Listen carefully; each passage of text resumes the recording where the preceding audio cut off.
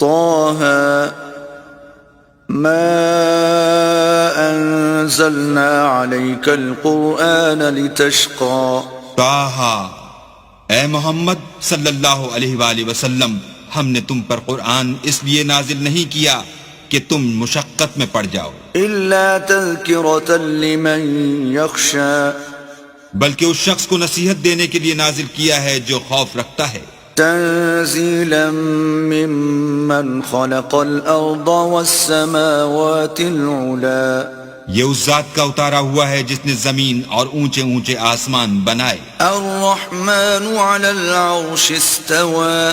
یعنی خدائے رحمان جس نے عرش پر قرار پکڑا، له ما في السماوات وما في الأرض وما بينهما وما تحت الثرى جو کچھ آسمانوں میں ہے اور جو کچھ زمین میں ہے اور جو کچھ ان دونوں کے بیچ میں ہے اور جو کچھ زمین کی مٹی کے نیچے ہے، سب اسی کا ہے۔ وَإِن تَجْهَرْ بِالْقَوْلِ فَإِنَّهُ يَعْلَمُ السِّرَّ وَأَخْفَى اور اگر تم پکار کر بات کہو تو وہ تو چھپے بھید اور نہایت پوشیدہ بات تک کو جانتا ہے۔ اللہ لا الہ الا هو له الاسماء الحسنى وہ معبود برحق ہے کہ اس کے سوا کوئی معبود نہیں ہے، اس کے سب نام اچھے ہیں۔ وَهَلْ أَتَاكَ حَدِيثُ مُوسَى اور کیا تمہیں موسیٰ کے حال کی خبر ملی ہے؟ إِذْ رَأَى نَارًا فَقَالَ لِأَهْلِهِمْ كُثُوا إِنِّي آنَسْتُ نَارًا لَعَلِّي آتِيكُم مِّنْهَا بِقَبَسٍ أَوْ أَجِدُ عَلَى النَّارِ هُدًى جب انہوں نے آگ دیکھی تو اپنے گھر کے لوگوں سے کہا کہ تم یہاں ٹھہرو، میں نے آگ دیکھی ہے، میں وہاں جاتا ہوں، شاید اس میں سے میں تمہارے پاس انگاری لاؤں یا آگ کے مقام کا رستہ معلوم کر سکوں۔ فَلَمَّا أَتَاهَا نُودِيَ يَا مُوسَى جب وہاں پہنچے تو آواز آئی کہ موسیٰ، إِنِّي أَنَا رَبُّكَ فَاخْلَعْ نَعْلَيْكَ إِنَّكَ بِالْوَادِ الْمُقَدَّسِ طُوًى میں تو تمہارا پروردگار ہوں، تو اپنی جوتیاں اتار دو، تم یہاں پاک میدان یعنی طوا میں ہو، وَأَنَا اخْتَرْتُكَ فَاسْتَمِعْ لِمَا يُوحَى اور میں نے تم کو انتخاب کر لیا ہے، تو جو حکم دیا جائے اسے سنو۔ إِنَّنِي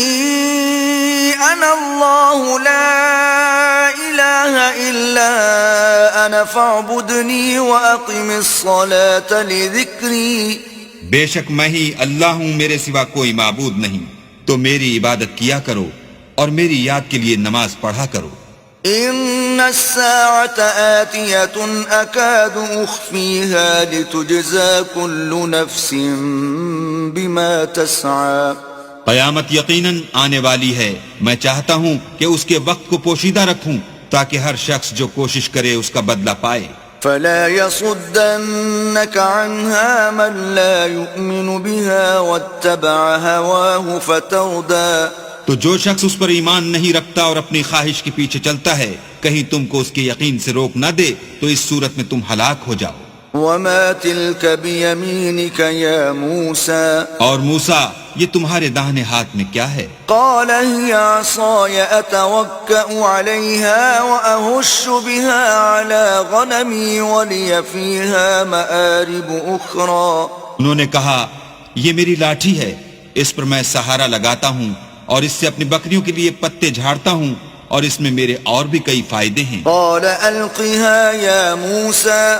فرمایا کہ موسیٰ اسے ڈال دو۔ فَأَلْقَاهَا فَإِذَا هِيَ حَيَّةٌ تَسْعَى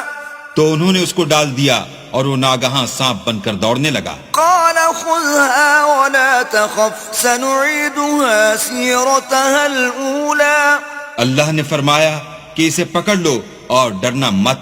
ہم اس کو ابھی اس کی پہلی حالت پر لوٹا دیں گے۔ وَاضْمُمْ يَدَكَ إِلَى جَنَاحِكَ تَخْرُجْ بَيْضَاءَ مِنْ غَيْرِ سُوءٍ آيَةً أُخْرَى اور اپنا ہاتھ اپنی بغل سے لگا لو، وہ کسی عیب و بیماری کے بغیر سفید چمکتا دمکتا نکلے گا، یہ دوسری نشانی ہے۔ لِنُرِيَكَ مِنْ آيَاتِنَا الْكُبْرَى تاکہ ہم تمہیں اپنے نشانات عظیم دکھائیں. اذهب إلى فرعون إنه طغى تم فرعون کے پاس جاؤ کہ وہ سرکش ہو رہا ہے.